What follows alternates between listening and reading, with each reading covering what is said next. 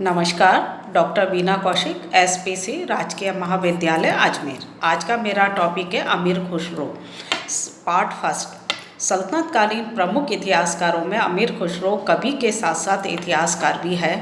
उसने गद्य और पद्य दोनों शैलियों में इतिहास लिखा है।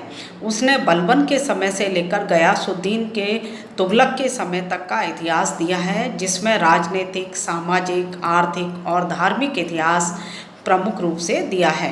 अमीर खुसरो ने अधिकतर इतिहास कविताओं में लिखा है। उसने मुख्य रूप से हिंदुस्तान की अपनी सभी रचनाओं में बड़ी प्रशंसा की है, इसलिए उसे तूती-ए-हिंद के नाम से भी जाना जाता है। तो मध्यकालीन भारतीय इतिहास के अंतर्गत सल्तनतकालीन इतिहासकार में अमीर खुसरो एक प्रमुख इतिहासकार भी है, कवि भी है, और हम कहें तो इतिहास का उसने आंखों देखा वर्णन दिया है। वो कई शासकों के समय में राजपद पर नियुक्त था। इतिहासकार के पद पर वो मुख्य रूप से है, और हम देखें सल्तनत काल में वो नियुक्त रहा है, और अधिकतर दिल्ली सल्तनत के सुल्तानों ने उसे राज्य आश्रय प्रदान किया है। उसने आंखों देखा और समकालीन विवरण दिया है। कई शासकों के समय तो वह उनके साथ युद्ध मैदान में भी रहा है, और युद्ध नीति का भी उसने वर्णन किया है। तो उसके इतिहास से, उसकी कविताओं के द्वारा अधिकतर हम देखें तो इतिहास की हमें जानकारी मिल जाती है। आज हम अमीर खुसरो के बारे में पढ़ेंगे तो उसका प्रारंभिक जीवन किस प्रकार का था। अमीर खुसरो की माँ बलबन के समय युद्ध मंत्री जो बलबन के थे इमादुल मुल्क की पुत्री थी, इसलिए उसका बचपन बड़े आराम से बीता और उसे उस समय के विद्वानों और सूफियों की संगति प्राप्त हुई। वह निजामुद्दीन औलिया का शिष्य था। वह लगभग अपने समय के सभी सुल्तानों के दरबार में वह नियुक्त रहा। सभी का उसे आश्रय प्राप्त रहा। सभी सुल्तानों के संबंध में उसने कोई ना कोई रचना अवश्य लिखी है, चाहे वो बलबन के समय हो, चाहे वो अलाउद्दीन खिलजी के समय हो, या गयासुद्दीन तुगलक के समय हो। सभी के काल में उसने अपनी रचनाएं लिखी हैं। अधिकतर रचनाएं उसकी कविता के माध्यम से लिखी गई हैं, लेकिन कई रचना उसने गद्य के रूप में भी लिखी हैं। तो अमीर खुसरो सल्तनतकालीन इतिहासकारों में एक प्रमुख स्थान रखता है। समकालीन रचना या आंखों देखा विवरण दे रहा है, साथ में सभी कुछ जिसमें सामाजिक वर्णन भी है, धार्मिक रूप से भी वर्णन है, राजनीतिक आधार पर भी वर्णन है, और उस समय का हम कहें भौगोलिक स्थिति के बारे में भी वो वर्णन देता है। अमीर खुसरो की रचनाएं कौन कौन सी हैं। अमीर खुसरो ने मुख्य रूप से गद्य और पद्य में अनेक रचनाएं लिखी हैं, जिसमें सबसे प्रमुख रचना जो है वो है किरानुस्सादैन। अमीर खुसरो सबसे पहले बलबन के पुत्र बुगरा खां की सेवा में रहा, और बुगरा खां ने जब लखनौती, जो कि बंगाल में था, के विद्रोह को दबा दिया, तब बलबन ने उसे बंगाल का प्रांतीय गवर्नर नियुक्त किया। अमीर खुसरो भी बुगरा खां के साथ बंगाल में रहा। किरानुस्सादैन में अमीर खुसरो ने बलबन और उसके पुत्र बुगरा खां व कैकुबाद की भेंट का वर्णन इसमें दिया है। इस रचना से हमें बलबन, कैकुबाद और बंगाल की राजनीतिक स्थिति की जानकारी मिल जाती है। तो किरानुस्सादैन जो अमीर खुसरो की जो एक प्रमुख रचना है, इस रचना के माध्यम से हम देखें ये राजनीतिक घटनाक्रम को लेकर लिखी गई है।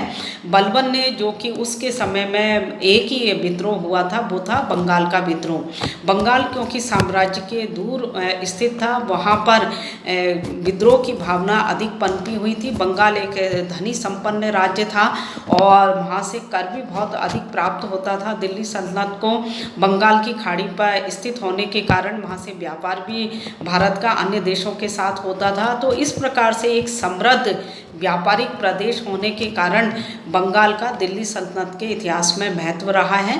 और बलबन क्योंकि एक शक्तिशाली शासक था, और उसने, हम देखें जो उसका राजत्व सिद्धांत है, वो भी उसने कठोर राजत्व सिद्धांत अपनाया था। तो ऐसे बलबन के समय में कोई भी विद्रोह करने की हिम्मत नहीं कर सकता था, लेकिन फिर भी बलबन के समय में बंगाल में विद्रोह हुआ और उसको बंगाल के विद्रोह को दबाने के लिए उसने अनेक बार सेनाएं भेजी और अंत में वो विद्रोह को दबाने में सफल रहा।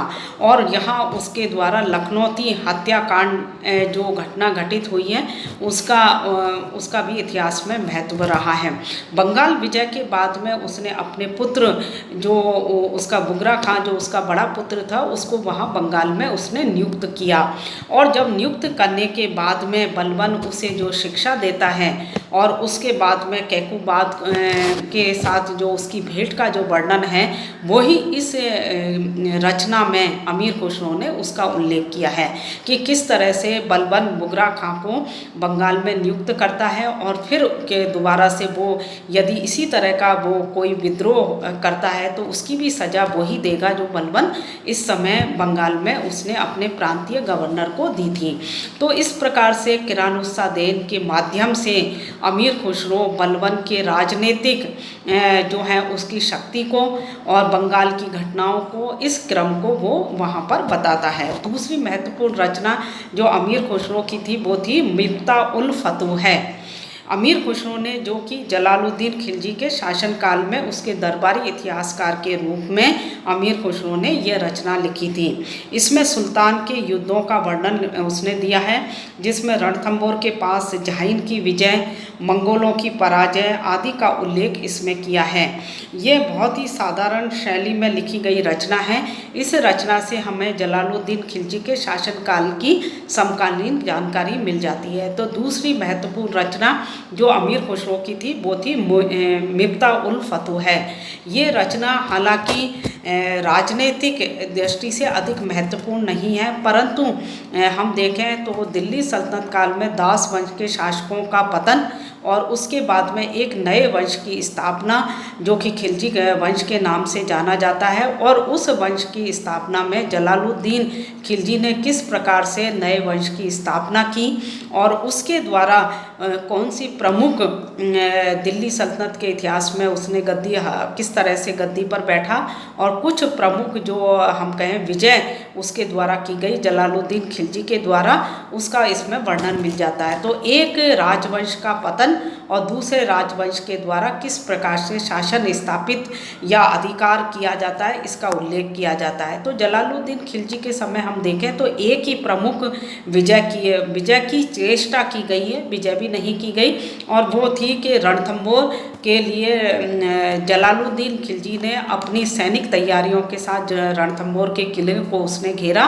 और उस समय जो चौहान वंश का शक्तिशाली शासक था रणथंबोर में हमीर देव उसका शासन था, उसके विरुद्ध जलालुद्दीन खिलजी ने विजय अभियान प्रारंभ किया।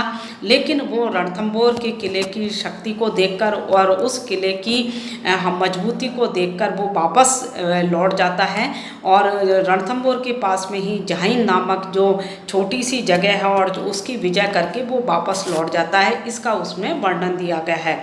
इसी प्रकार से जलालुद्दीन खिलजी के समय में जो मंगोल आक्रमण होते हैं उत्तर पश्चिमी सीमा प्रांत पर, उन मंगोल आक्रमणों को किस तरह से वो रोकता है इसका भी वर्णन किया गया है।